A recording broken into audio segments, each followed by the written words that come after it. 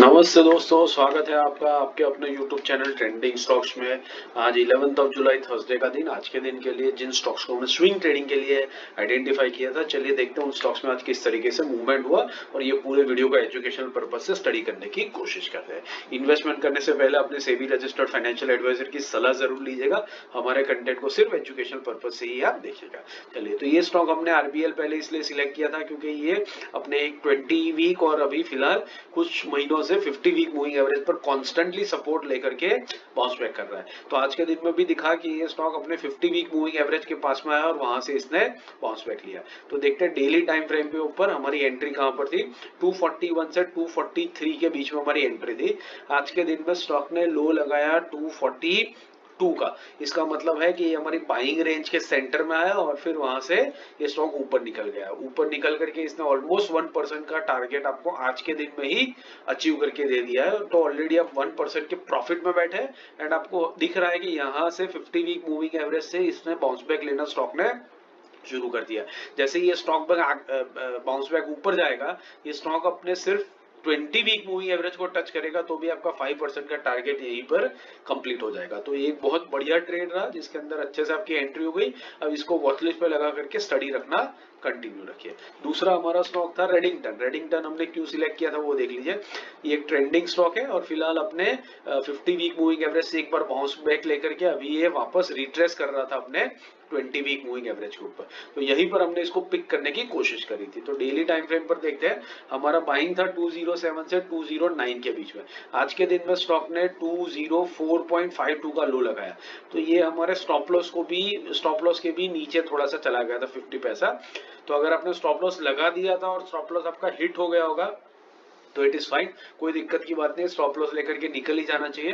But अगर आपने stop loss नहीं लगाया और उसी के पहले ये स्टॉक ऊपर निकल गया होता तो आप देखिए एक सेकंड में इसमें, हाँ तो देखिए ये मूवमेंट जो हुई है वो एक क्विक 15 मिनट्स के कैंडल में हुई है। नीचे आया और फिर वापस उसके ऊपर 205 के ऊपर आ गया था। तो इतना क्विकली अगर आपका स्टॉप लॉस हिट नहीं हुआ होगा, आपने लगाया भी नहीं होगा सिस्टम में, तो आप अच्छे खासे प्रॉफिट में ऑलरेडी बैठ चुके हैं। क्योंकि ये स्टॉक ऑलरेडी आपके बाइंग लेवल से 1% अप, मतलब दिन के लो से तो ऑलमोस्ट 2% जितना अप स्टॉक निकल चुका है।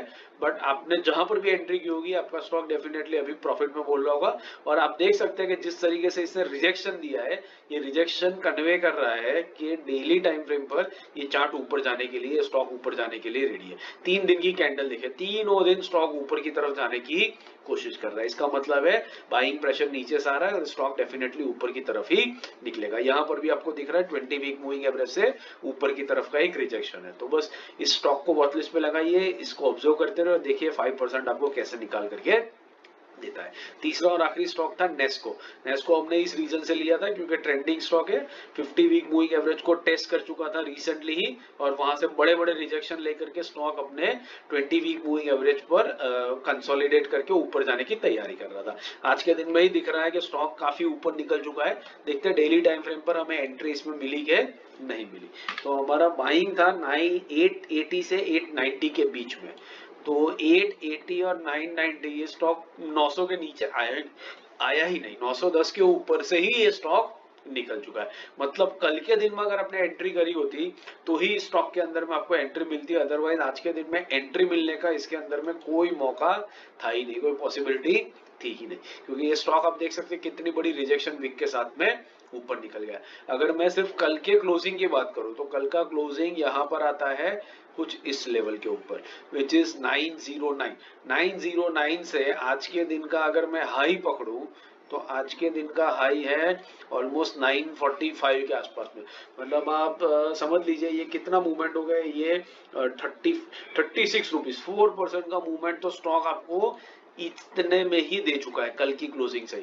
कल के दिन में इसी मोमेंटम के साथ स्टॉक ओपन होता है तो 1% तो आराम से निकाल देगा और आपका 5% ऐसे ही खड़े खड़े हो गया। हाँ, तो हालांकि ये बात अलग है कि हमें इसके अंदर में एंट्री मिलना मुश्किल हुआ, एंट्री नहीं मिल पाई, बट ठीक है, दैट इज फाइन। हमारा एनालिसिस राइट था, वो ज्यादा इंपॉर्टेंट चीज है और वही चीज हमारे लिए स्टॉक मार्केट में इंपॉर्टेंट होनी चाहिए। आशा करता हूँ आपको चीजें समझ में आ रही है, स्टॉक सिलेक्शन, एनालिसिस सब कुछ समझ में आ रहा है। बाकी इंट्राडे, स्विंग और पोजिशनल के लिए वीडियोस मैं यहाँ पर पिंग कर रहा हूँ, तो उनको देखिए, सीखते रहिए और हमारे साथ जुड़े रहिए। Thank you and have a great trading day tomorrow.